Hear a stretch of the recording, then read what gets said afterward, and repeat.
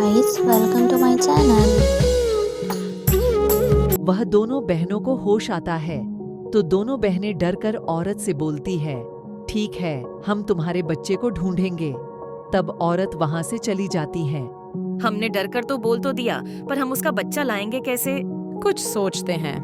यह सब घटनाओं की बातें इस हवेली के मालकिन के पास पहुँचती हैं। तब इस हवेली की मालकिन आती हैं।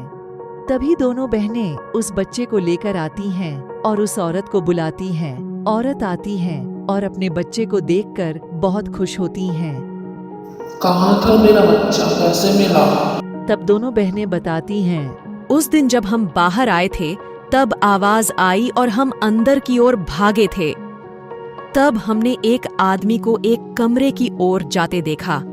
हमें शक तो हुआ उसे देखकर।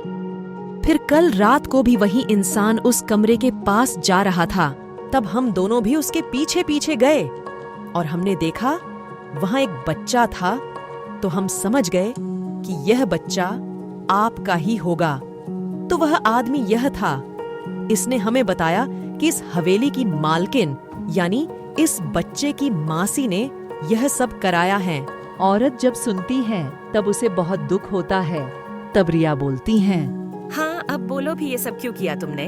तो उस औरत की बहन बोलती हैं, जब तुम्हारा फोन आया था कि हवेली पापा ने तुम्हारे नाम किया है और तुम दोनों वहां जा रहे हो, तो मेरे मन में लालच आ गया था कि वह हवेली पापा ने तुम्हारे नाम पर किया और मुझे कुछ नहीं दिया। मुझे बहुत गुस्सा आया। तो तुम लोग जब वहां पहुंचे तो मैंने ही इस आदमी को बोलकर बच्चे को पकड़कर एक कमरे में बंद करवा दिया और तुम्हें खाने में कुछ मिलाकर मारने को बोल दिया।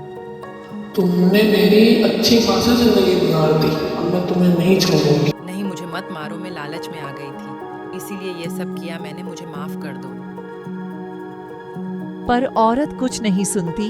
वह अपनी बहन और उस आदमी को मार देती और अपने बेटे से मिलकर चली गई।